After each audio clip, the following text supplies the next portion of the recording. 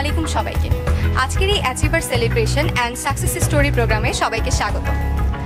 চলুন তাহলে শুনে আসছি কিছু সাকসেস স্টোরি কিছু সাকসেসফুল রিডার্সদের থেকে।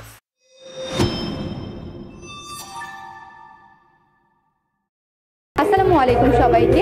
আজকে আমাদের সাথে উপস্থিত আছেন হাফেজ জাহিদুল ইসলাম স্যার, যিনি আলফা ইসলামিক লাইফ ইন্স্যুরেন্সে ব্রাঞ্চ ম্যানেজার হিসেবে কর্মরত আছেন। চলুন চলে যাই তার কাছে। আসসালামু আলাইকুম স্যার, কেমন আছেন? জি ওয়ালাইকুম আসসালাম, ভালো আছি। আপনি ভালো আছেন? জি স্যার, আলহামদুলিল্লাহ ভালো আছি। স্যার, আপনার কাছে আমার প্রথম প্রশ্ন হচ্ছে যে আপনি এই পেশায় কতদিন যাবত আছেন এবং কি পোস্টে জয়েন করেছিলেন? আমি এই পেশায় আছি 2021 সাল থেকে। অলরেডি আমার 3 বছর পূর্ণ হয়েছে, 4 বছর চলছে এই পেশাতে। আমি এখানে জয়েন করেছিলাম ব্রাঞ্চ ম্যানেজার হিসেবে।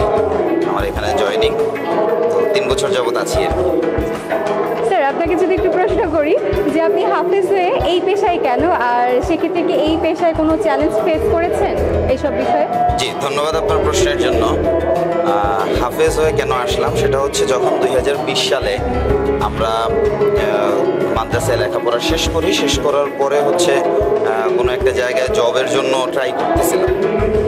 তো বেসিক্যালি ওই সময় করোনার সময় ছিল, এই জন্য ওইভাবে করে জবটা হয়নি। পরবর্তীতে বিজনেস করার চিন্তাভাবনা আসে, বিজনেস শুরু করি, অনলাইন ই কমার্সের মাধ্যমে একটা ব্যবসা শুরু করি। কিন্তু করোনার এই প্রভাবের কারণে ব্যবসাটাও ভালো করে করতে পারছিলাম না।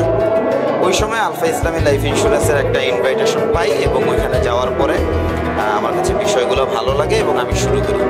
কাজটা শুরু করার পর থেকে আলহামদুলিল্লাহ এখন পর্যন্ত এই পেশাতেই আছি এবং ভালো কাজ করতেছি।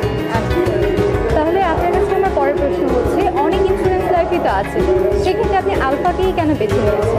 অনেক ইন্স্যুরেন্স লাইফ ইন্স্যুরেন্স আছে, ঠিক আছে, এই কথাগুলো ঠিক। কিন্তু বাংলাদেশে এখন পর্যন্ত লাইফ ইন্স্যুরেন্স কোম্পানি হচ্ছে 36টা। তার মধ্যে হচ্ছে ডিজিটাল ইসলামী লাইফ ইন্স্যুরেন্স মাত্র একটাই আছে, আলফা ইসলামী লাইফ ইন্স্যুরেন্স। এবং যেহেতু মাদ্রাসায় লেখাপড়া করেছি, এজন্য হচ্ছে ইসলামী লাইফ ইন্স্যুরেন্সটাকে চুজ করা, সেক্ষেত্রে আলফাকে চুজ করা হয়েছে। এখন অবধি আলফার মাধ্যমে কি আপনার বিদেশ যাওয়া হয়েছে? জি আলহামদুলিল্লাহ, আলফা ইসলামী লাইফ ইন্স্যুরেন্সের মাধ্যমে আমি গত বছর জুন মাসে আমরা সিঙ্গাপুর থেকে ঘুরে আসি এবং এই বছর আরও 2টা ট্যুর পেন্ডিংয়ে আছে, সেটা হচ্ছে মালদ্বীপ এবং ব্যাংকক। বাবা, খুবই ভালো। স্যার, সাধারণত বীমা পেশায় সাংগঠনিকভাবে কাজ হয়ে থাকে, সেক্ষেত্রে একজন সংগঠকের ভূমিকা কি বলে আপনি মনে করেন? বীমা পেশাতে সাংগঠনিকের ভূমিকা সংগঠক হিসেবে অনেক গুরুত্বপূর্ণ। একটা টিমকে সাংগঠনিকভাবে খুব বেশিভাবে মেনটেন করতে হয়। মেনটেন করার ক্ষেত্রে অনেকগুলো চ্যালেঞ্জ ফেস করতে হয়। তো আমার টিমের যারা আছে আলহামদুলিল্লাহ খুব বেশি সাপোর্টিভ এবং খুব বেশি পরিশ্রমী হওয়ার কারণে আমার ক্ষেত্রে কাজটা অনেক সহজ হয়ে গেছে। এই জন্য আমি সাংগঠনিকভাবে খুব ভালো কাজ করতে পারতেছি। এবং যদি উপরের স্যারদের কথা বলি, তাহলে তারাও খুব হেল্পফুল এবং সেক্ষেত্রে আমার কাজ করাটা আরও বেশি সহজ হয়ে যাচ্ছে।